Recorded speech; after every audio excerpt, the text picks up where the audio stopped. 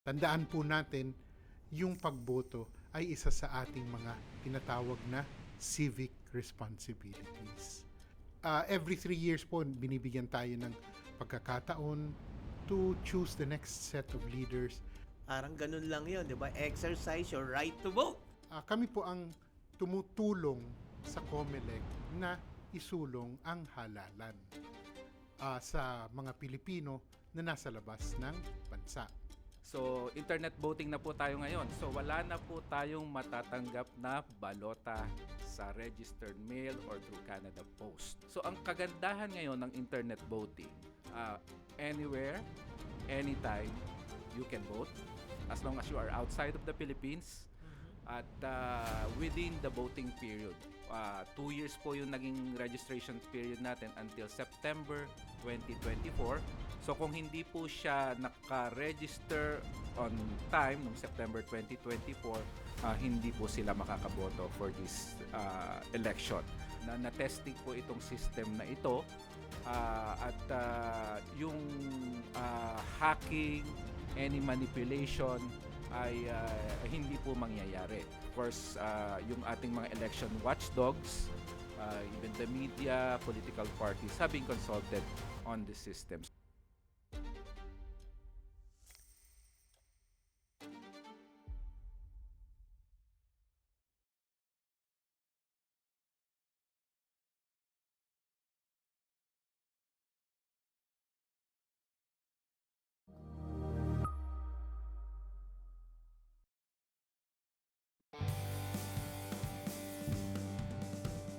To the next level, fly to the next level, fly to the next level podcast.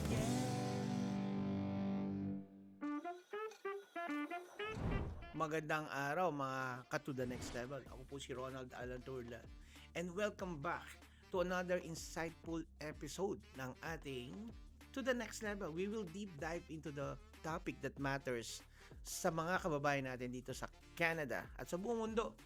Kaya samahan niyo ako ngayong araw na ito na makausap, makapanayam natin ang ating Deputy General ng Philippine Consulate of Toronto. Pero teka muna, sandali. Teka. Let me ask you something.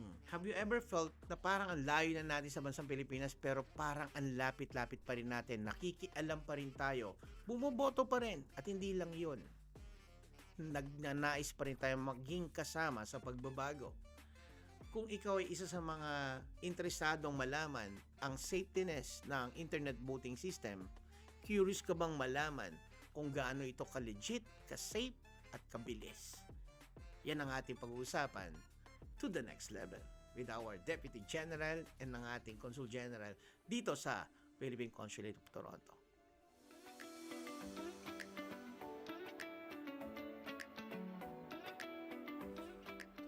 Kaya ngayong araw, we'll bring the conversation to the next level. Kasama natin mismo ang opisyal ng Philippine Consulate of Toronto, ang ating Deputy General, Kerwin Tate, and of course, ang gwapong-gwapo, makisig ng makisig, Consul RJ Sumage. Para may masasagi mamaya. Joke lang yon. Pag-usapan natin ang usaping ng bayan, halalan, overseas internet voting, to the next level na nga ba talaga. And here to the next level, it's not about me. It's not about you. It's all about we. To the next level.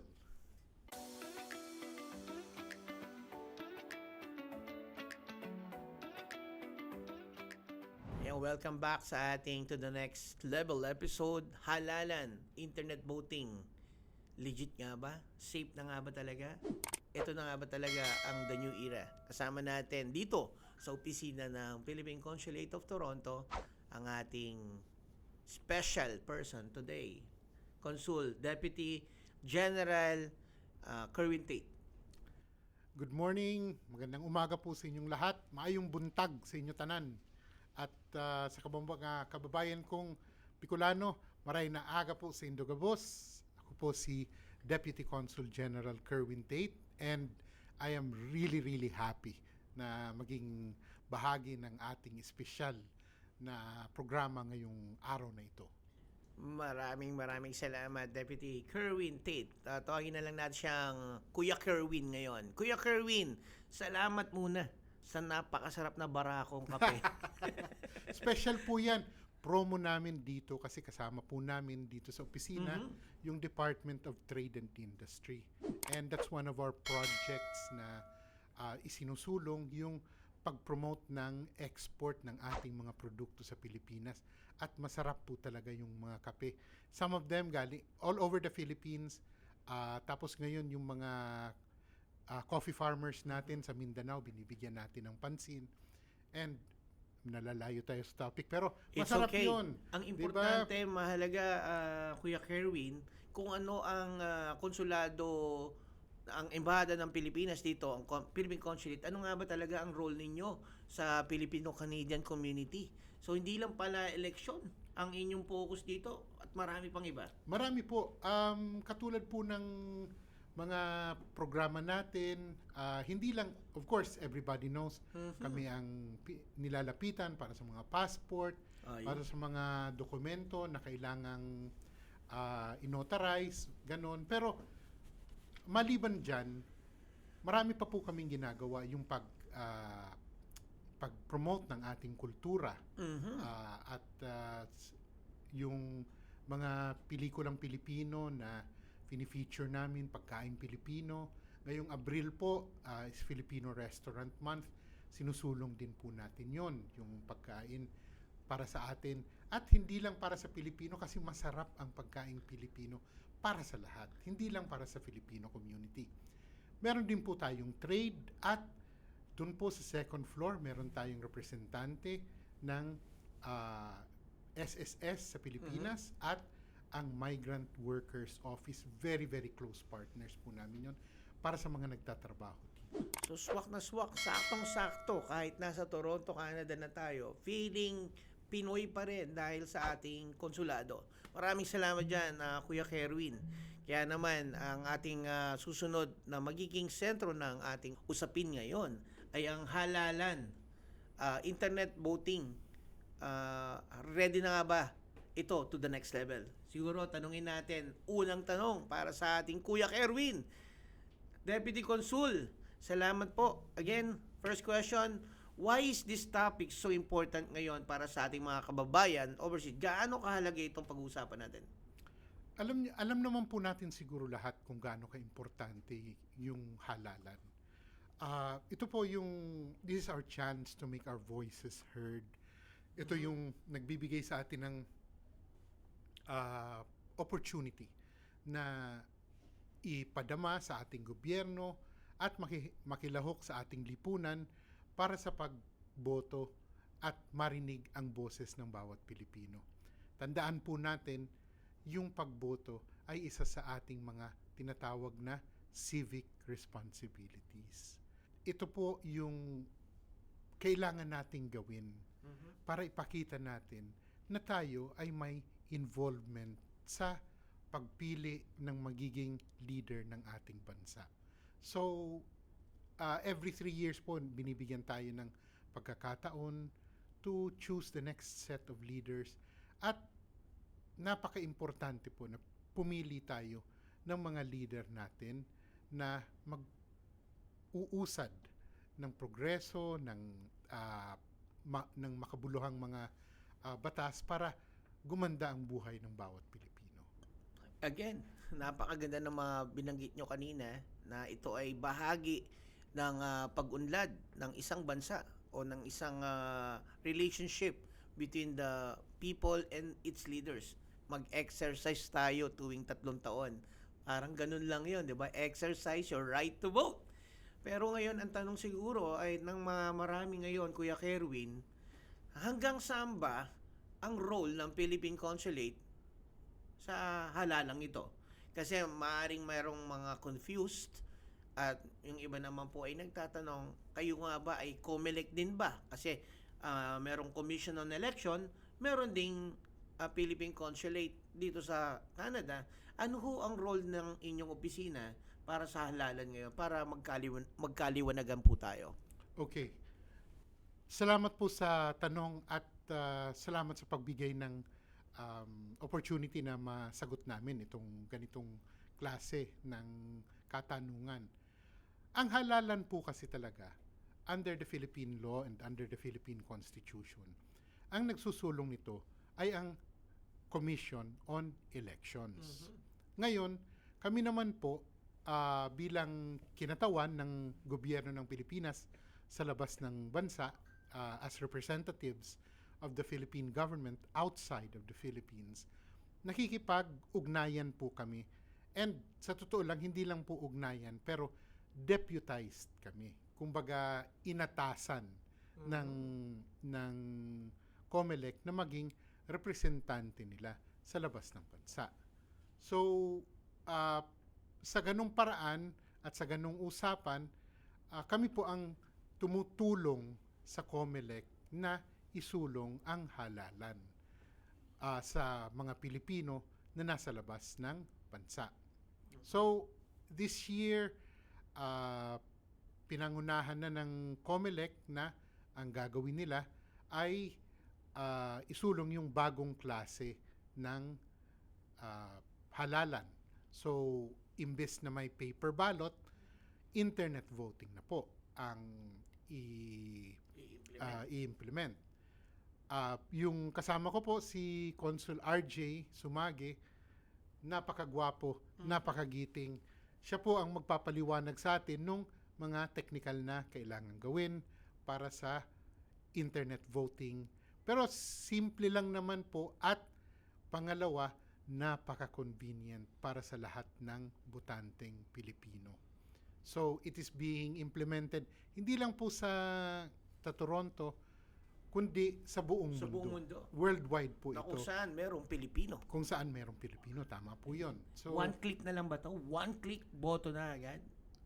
medyo may May mga pag-uusap may kailangan proseso. pong gawin. Alright. Pero ang masasabi ko po, ngayon bibigyan tayo ng pagkakataon na kahit pag naka-enroll na po tayo, kahit saan, kahit kailan, kahit anong oras, basta wag lalagpas sa pinakahuling araw ng botohan, pwede kayong pumoto using your PC, using your tablet, using your cellphone. The power of the internet. Ito na. Ito na nga ba talaga to the next level ang election na ito. Magkakaalaman tayo ano ang magiging proseso ng internet voting system ngayong halalan 2025. To the next level na nga ba sa pagbabalik ng show na ito, ng podcast na ito, makapanayam natin si Consul RJ Sumage. Pero bago ang lahat, why don't you click like, share, and subscribe kung gusto nyo. Kung ayaw nyo, okay lang. Sa pagbabalik natin, kasama natin ni Consul RJ. And here to the next level, it's not about me. It's not about you. It's all about we. To the next level.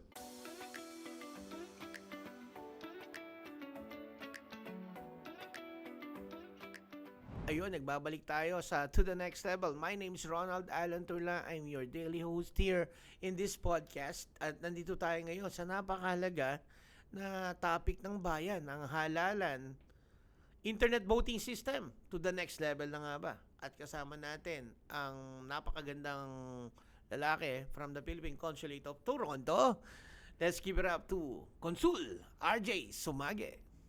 Magandang umaga po sa inyong lahat at salamat Ronald at naimbitahan mo kami dito sa iyong podcast at kami nga ay nagagalak para sa ating mga kababayan, mabigyan sila ng kaukulang informasyon para dito sa ating internet voting. To the next level na nga ba? To the next level. At dahil sa to the next level lang ating pag-uusapan ng internet voting system, one click, send, at nasa himpapawid na, lalabas na ang choice of your decision sa susunod na mga leader ng ating bansa, no, sa bansang Pilipinas. At tayo nasa ibang bansa, nasa Canada, nais naming maintindihan ang proseso rito. Kaya Consul RJ, eto na ang to the next level question para sa'yo. For those who are aware, ano po ba ang overview or proseso ng ating internet voting system at paano ito naiiba sa traditional absentee voting? So, siguro sa ating mga nakaboto na dito, maaalala nila na sa mga nakaraang eleksyon, ang ating voting ay postal. Ibig sabihin, yung balota matatanggap nila through Canada Post or registered mail. So sa ngayon po sa taong ito, for the first time, 2025, for the first time in our election history, magkakaroon po tayo ng internet voting. Kumbaga tayo ay sumasabay na sa technological advancements. So internet voting na po tayo ngayon. So wala na po tayong matatanggap na balota sa registered mail or through Canada Post. Sa madaling salita, paperless. Paperless. Kasi ito na po ngayon ang technology. The new wave, the new wave. trend. Yes. Next level na nga ba? To the Sabi next natin, level na nga to ba? the next level. So ang gagawin po natin, meron pong actually main 2 steps. Yan. Para po tayong gumawa ng online account sa bangko. So meron po tayong tinatawag na pre-voting enrollment para gawin po natin yung ating online account para rin po ma-verify kung ikaw talaga yung tao na nakaregister based sa ating listahan. And after that, yun na nga, napakadali lamang po, magiging online yung internet voting. So maglalagin lang po through the credentials na inyong ginawa sa pre-voting enrollment. Either your email address or your mobile number. So dalawang main steps po ang gagawin para sa internet voting, pre-voting enrollment, at ang susunod yung actual voting. Okay. So ang pagkakaiba, natanong mo ano bang pagkakaiba na mention ko na kanina na dati ay through registered mail or postal voting. Yung absentee voting. Yung absentee voting. So ang kagandahan ngayon ng internet voting, anywhere, anytime, you can vote as long as you are outside of the Philippines at within the voting period. Kagaya po ng nasabi kanina ni Deputy Consul General Kerwin Tate. At ang isa po pang maganda dito, dati po kasi through registered mail yan, naalala ko nga nun ay nung mahal na araw, Ay, no? nandito pa kami at nagsisilid ng mga balota para maipaabot lang o ma-receive ng ating mga Makas, botante yes, okay. yung mga balota. Kasi dahil kailangan pa nilang ibalik sa amin yon by registered mail. So ngayon, wala nang ganong problema. So wala na yung mga mawawalang balota dahil iba na yung kanilang address or mali yung address na nailagay nila when they registered at hindi na mahuhuli yung kanilang pagboto dahil anywhere, anytime, as long as they have enrolled and they are in the certified list of overseas voters, pwede silang makaboto. So sa ngayon, kaya po rin yung internet voting, ang kagandahan niyan ay mas maraming tao na makakaboto at hindi na po disenfranchise sila. Mas maliit po na yung chances for them to be disenfranchised. Bago tayo pumunta sa pinaka-crucial questions regarding the internet voting system, help me understand, kung nag-18 na ako at lumipad ako ng Canada, Yes. the pre-enrollment would work for me or no? Okay. Ito po yan. Kasi meron po tayong, iba po yung pre-enrollment at registration. So nagkaroon po tayo ng registration period. Ang nagsimula po yan nung 2022.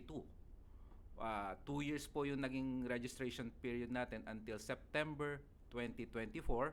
So yun yung naging deadline ng ating registration period for overseas voting. Para sa buong mundo po yan. For our overseas voting. So yun po mga nakapag-register doon at dati pang nakapag-register at tuloy-tuloy na bumoboto, yun po yung kasama sa ating certified list of overseas voters na eligible na bumoto sa halalan sa ngayon. So kung hindi po siya naka-register on time nung September 2024, hindi po sila makakaboto for this election. So to cut you, kung September ng 2024, kabe-birthday ko lang at nag-18 na ako, pwede na akong bumoto, nasa Pilipinas ako, at yung for the sake of conversation, ito na yung due date, last day. Nakarehistro ako. Ito po bang rehistro na to ay papel, hindi to online? Kung nag-register siya as overseas voter. Pero kung sa Pilipinas siya nag-rehistro, iba po yung ating registered voter sa Pilipinas. Doon po ang kanyang rehistro. Doon po niya kailangang bumoto sa Pilipinas. So, meaning, kung nasa labas ng Pilipinas, available yung system na yon sa 18 na kabataan. For example, nag 18 years old siya ng September 15, deadline ay 24, nasa Canada siya at kanyang ay permanent resident lang. Ibig sabihin Pinoy na Pinoy pa rin. Yung link na yon makaka-register talaga. Liwanawin natin ha. So yung registration, Registration na yon. yung registration September 2024. So yun ay ginawa dito sa konsulado at sa iba pang registration kiosk. Meron nun sa POEA. So yung sinasabi nating link ngayon, yung pre-enrollment, Iba na yon. iba na yon. Pre-enrollment. So meron tayong yung 2024 na cut-off, meron tayong certified list of overseas I voters. see. Sila yung pwedeng mag-pre-enroll.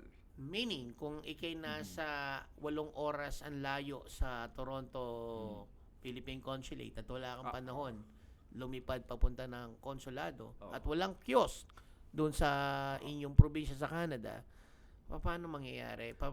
How does it work? As long as meron kang device connected to internet, pwede kang makaboto.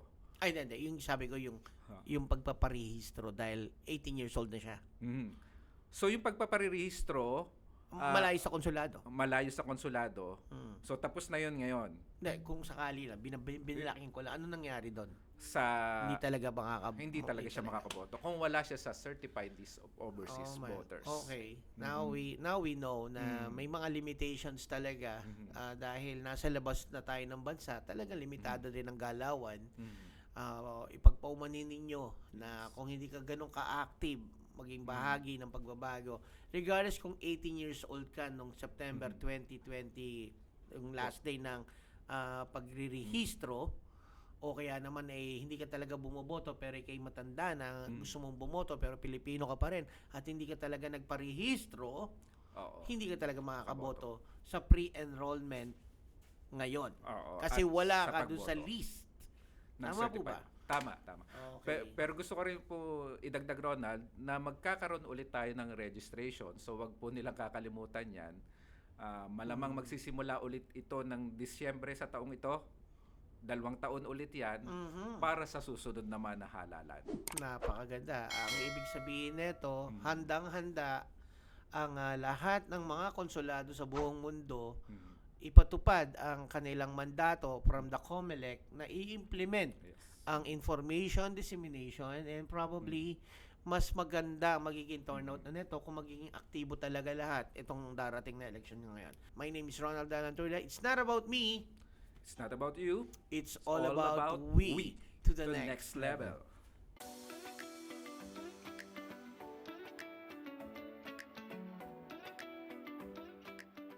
And welcome back to the next level. My name is Ronald Alan Tula. I'm your daily host here in this podcast to the next level.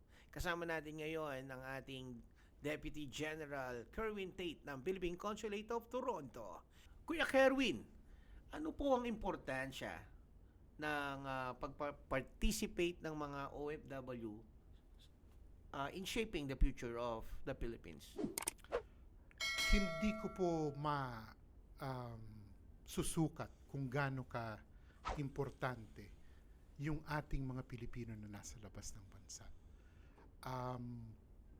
Sa bilang pa lang po ng botante, mahigit 1.2 million ang overseas absentee voter. Bawat isa sa inyo ay mahalaga.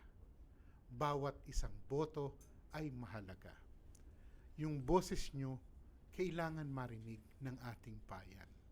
At sana po, huwag tayong mag-atubili, huwag tayong magduda sa proseso kasi binabantayan po ng maigi at may mga safeguards in place para protektahan yung tinatawag na sanctity and security of the vote. Lahat tayo may boses at lahat tayo binibigyan ng pagkakataon na iparinig yung boses na yon. At yung pagkakataong yon ay tinatawag na halalan. Huwag natin pong sayangin ang pagkakataon na marinig tayo. Ayan.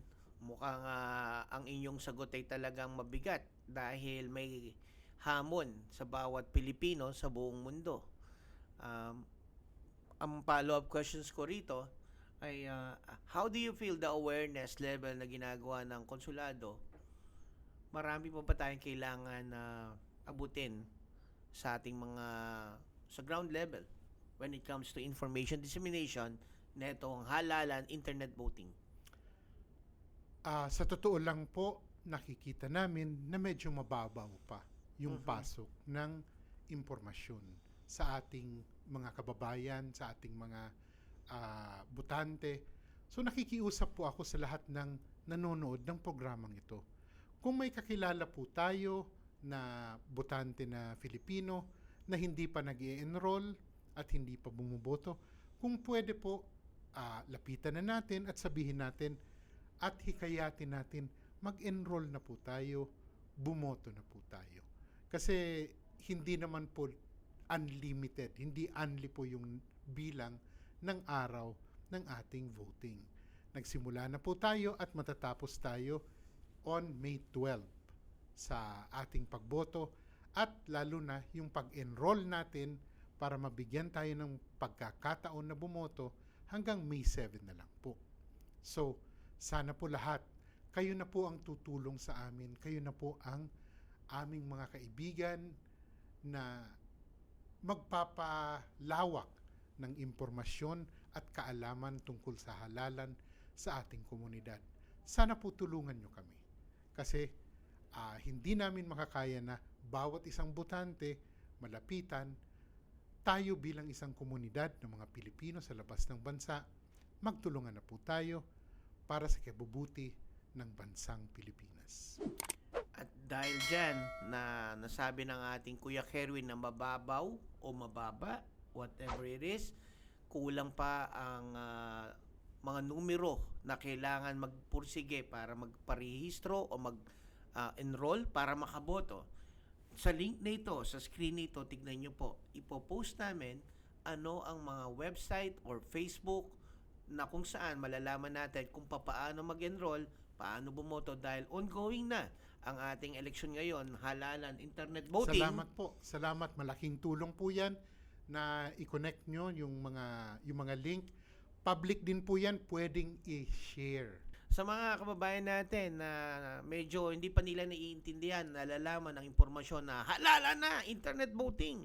Eto na, nandito na sa screen natin ngayon. Tawagan natin si Kuya Kerwin para ibanggitin niya ang official Facebook page na kung saan doon niyo malalaman ang lahat ng impormasyon.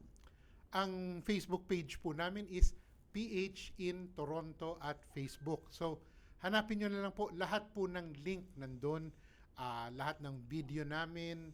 Tapos kung gusto nyong kunin or hanapin yung pangalan nyo, yung sa certified list of overseas voters, nandun din po sa website ng Philippine Consulate General. So, Google na lang po natin, kaibigan natin ng Google, madaling hanapin.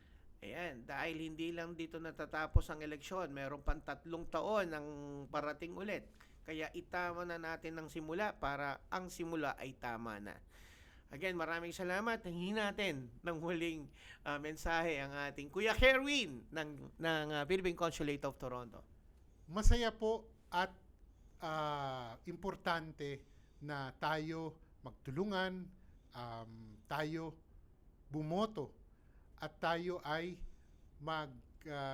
sama-sama para sa paghalalan ngayong 2025. So hinihikayat ko po ang ating Filipino community. Pumunta na po tayo, bumoto na po tayo, mag-enroll na po tayo dahil nasa atin din nakasalalay ang kinabukasan ng ating bansa. Salamat po and thank you for inviting us to this program. Daghang salamat sa tanan and mabuhay po tayong lahat. It's not about me. It's not about you. It's It's all all about about we. to the next level.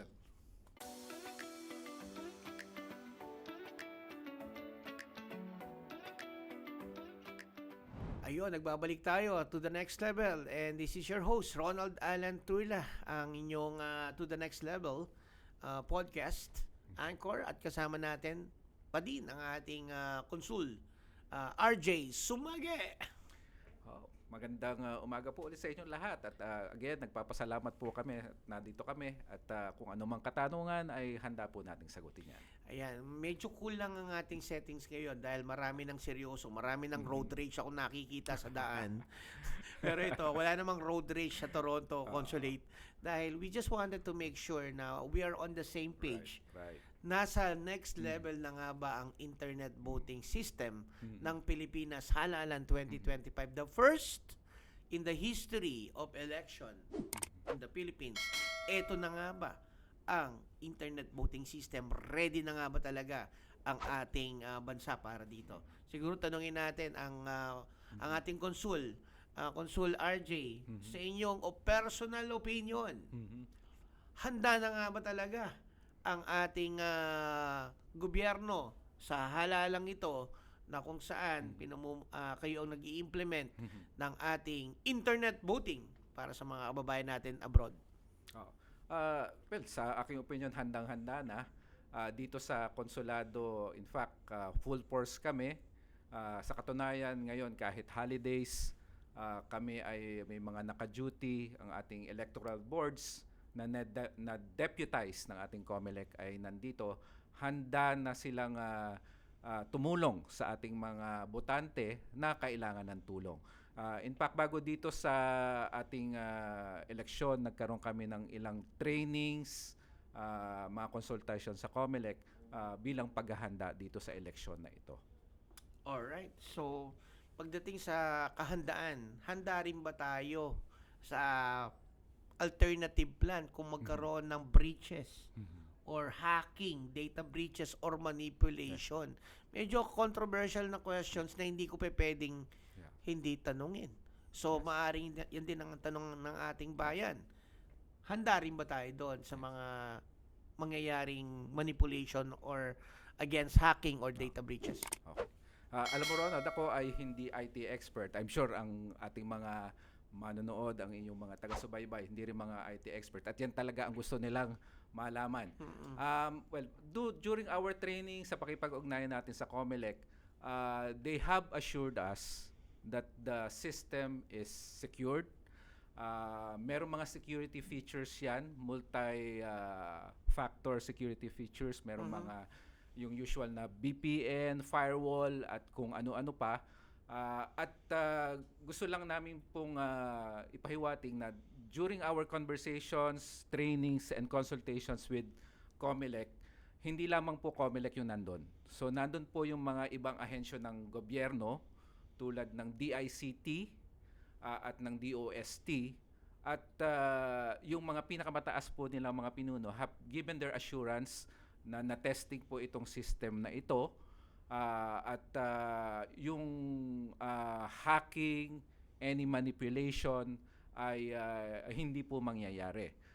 So COMELEC being the prime agency, the main agency implementing and giving the policies, designing the programs para dito sa overseas voting, of course, we trust them with our government and ang isa rin po nating masasabi is hindi lang po kasi mga government agencies yung nakonsulta dito. All stakeholders have been consulted on the security features of this system at sa sinabi po ng COMELEC, of course, yung ating mga election watchdogs, even the media, political parties have been consulted on this system. So with that, yun po yung masasabi namin sa security features. As to the contingency plans, nasabi po rin na atin ng COMELEC na kung magkaroon man ng any issues, they are ready with that. For all the details, technical details, again, as I've said, for us, we're not an IT expert, but bukas po ang COMELEC para kung sa anumang katanungan para masagot yung mga detalye at technical details po ng security features nito at contingency plan kung meron pong nais na magtanong sa kanila. Ayan, i-post ko lang yung aking follow-up questions on that. Pero tatanong ako ng medyo malayo-layo ng konti on regarding to the security and breaches like that. Dahil alam natin na limitado ang Philippine Consulate sa pagsagot. Dahil pagdating sa mga data hacking, manipulations, things like that, the only committee that can answer to that questions would be the COMELEC.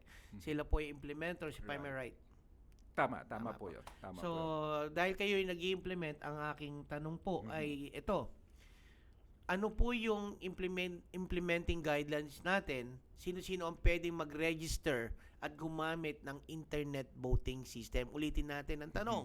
Okay. Sino-sino po ang pwedeng pre-online Okay. registration para makagamit sila ng internet voting system ngayong halalan nito?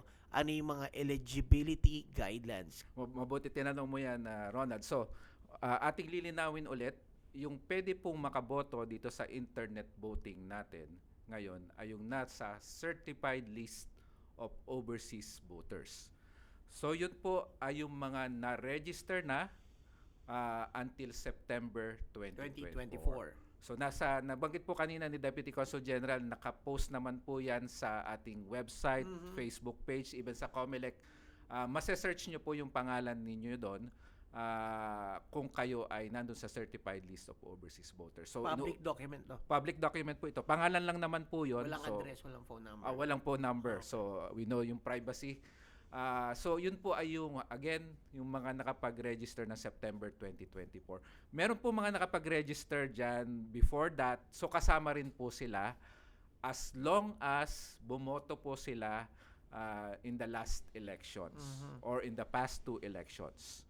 Kasi kung hindi po sila, halimbawa nag-register po sila noong mga 2000 or before, pero hindi na sila bumoto. So tatanggalin po sila sa listahan. Pero dapat nag-register sila. Nag-register po ulit sila. On the last So, September 2024. September 2024.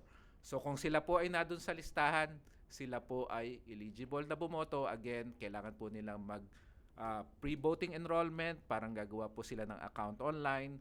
And then yung kanilang ginawang account, yun po yung gagamitin nila to log in sa ating overseas voting portal. Insigida ora mismo agad-agad, diha dayon, automatic in English. Sa mga bumoto noong 2016 at 20 yung last election, 2022. hindi na nila kailangan magrehistro. Hindi Yes na. or no? Yes. Dito sa ating Internet voting overseas system. voters, ha? There you go.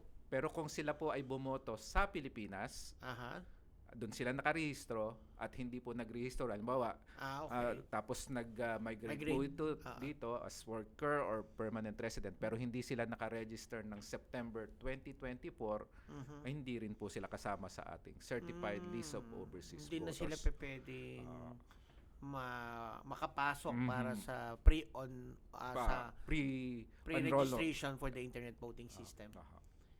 Okay. So yan ang mga alituntunin ng COMELEC na ini-implement ng Philippine Consulate dito sa Toronto. Aha. Napakaraming impormasyon, kaya kung hindi ka naka-tune in, naka-tune out ka, sigurado laglag ang boto mo dahil hindi ka makokwenta, hindi ka magkakaroon ng numero. Anyway, it was really amazing that it seems like everything that my questions that being asked right now are being answered properly. Now, balikan natin yung totoong issue ngayon. May lumalabas na mga videos na paano daw yung mga bumoto at lumabas sa QR code ay may iba-ibang pangalan. Aha. So, meron ka bang knowledge or are you allowed to answer that questions na paano natin ma-assure ang ating kababayan na wala nga talagang manipulation dito? This is just a follow-up a while ago. Yeah. As again, ang nasabi po natin kanina, yung po mga technical aspects of the system ay nakasalalay po sa COMELEC. Pero yung pong issue na yan na nabanggit nyo, meron na pong inilabas na statement at even I think video message ang COMELEC explaining kung bakit po ganun yung lumalabas. So sa pagkakaintindi po namin bilang sa layman's terms, yung po kaya po lumalabas na ganun, yung daw na hindi nila ibinoto, dahil yung lalabas na yon ay yung kabuuang balota. Pero ang inyong boto ay naka-encode at embedded dun sa ballot ID na yon. Ang dahilan po dyan ay dahil hindi po pwedeng makita ng sino man or ng ibang tao ang inyong boto dahil yan po ay for isa sa mga security feature. Kung maalala nyo nung nakaraang eleksyon, hindi rin po ipinapakita yung ating mga boto. Dahil bawal po yan. Election offense po yan kung i-share po ninyo. Pwede siyang vote buying. Pwede siyang, yun po yung iniiwasan, ang vote buying. So yun po yung kasagutan doon sa issue na yon. Pwede rin po nilang tingnan ang website ng COMELEC para sa official statement nila sa mas karagdagang impormasyon at detalyadong explanation tungkol sa issue na yan. Can you remind us or can you tell us the word encrypted? Ano ba ang encrypted? Encryptions. Na ito nga yung encrypted. Can you, para sa mga madlang people na sumusubaybay sa atin, encrypted daw kasi. Kaya hindi mo talaga makikita yung kung ano yung binoto mo. Can you give us knowledge on that? Well, again, Ronald, ako ay hindi IT expert, hindi rin ako so in layman's terms, ang pagkakaintindi ko sa encrypted ay hindi mo basta-basta mababasa. Okay. So even if with your kung meron kang special app at hindi yon yung tamang app for that encryption, hindi mo siya basta-basta mababasa. Okay. So sa madaling salita, wala kang ibang choice kundi bumoto na talaga. Para meron kang karapatan magreklamo, bumoto ka muna. Tama yun. So again, yun, meron, gusto ko rin banggitin, na mention rin doon sa statement ng COMELEC na merong audit.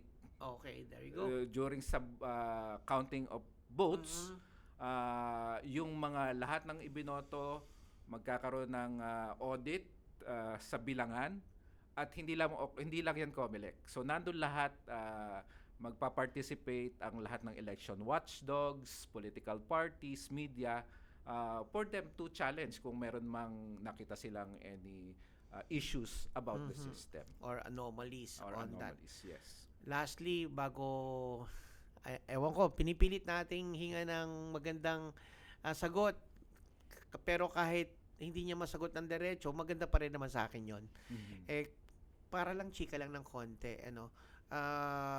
just recently, isang attorney nagsasabi at nananawagan na pwede ba tanggalin na lang yung yung internet access habang binibilang ang mga boto. Do you want to comment on that? As to that aspect, we can leave it to COMELEC kasi yung technical aspects again of the elections sa kanila po manggagaling. Ayan po mga kababayan, wag ho kayo magagalit sa messenger. Do not shoot the messenger.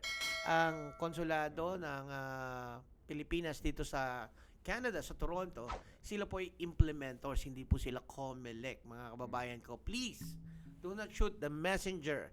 Sila po ay nag-i-implement, nagpapatupad, nagpapakalat ng impormasyon sa halalan to the next level na nga ba ang internet dito sa panahon natin ngayong 2025.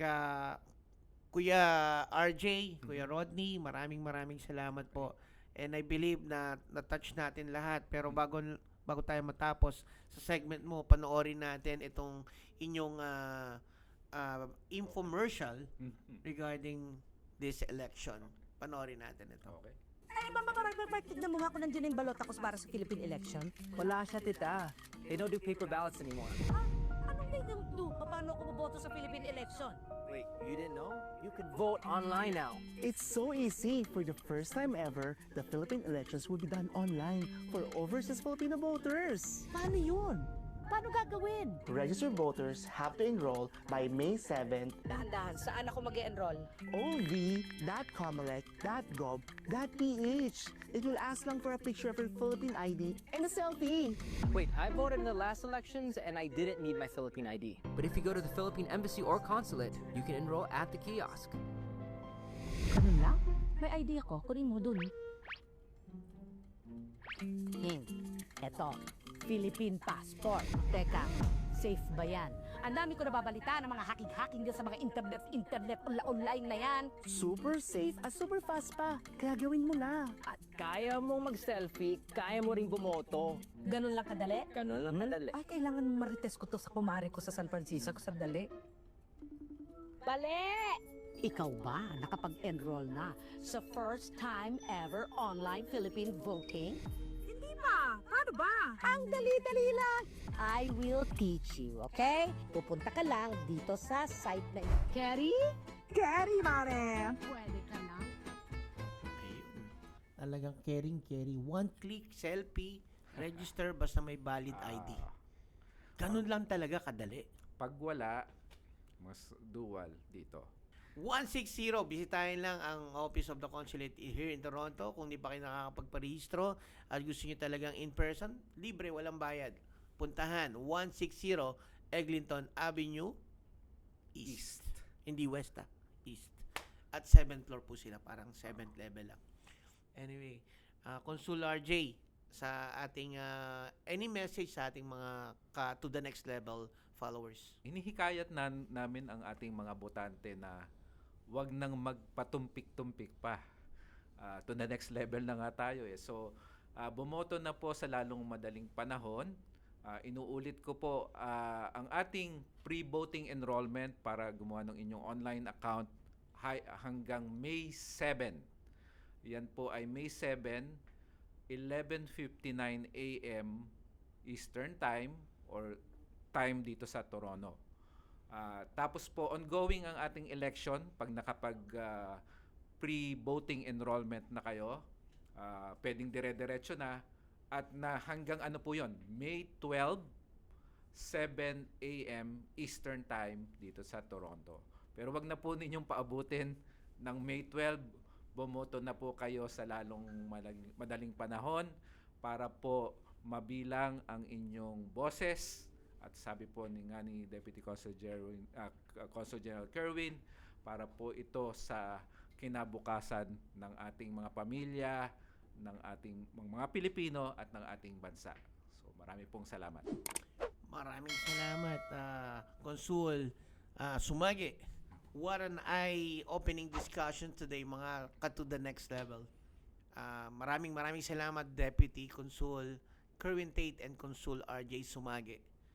Maraming salamat for shedding us the light on this very timely and vital topic. Halalan to the next level na nga ba. Pero, mga to the next level, I want to leave you a questions like this. Kung meron kang kapangyarihan, if you have the power to shape the future of the Philippines, kahit nasa abroad ka, would you take it? Gagawin mo ba magparehistro? Gagawin mo bang bumoto? At ibahagi ang decision mo para sa mga susunod nating leader ng ating bansang Pilipinas. The real question is, are we just watching the history unfold? Or are we finally taking it to the next level? Tara, let's go. Hanggang sa susunod na episode. My name is Ronald Alanturla, ang iyong to the next level. It's not about me. It's not about you. It's all about, About we to the to next level.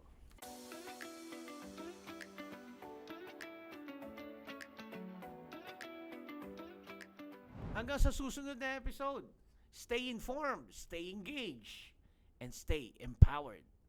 This is Ronald Alanturla, to the next level.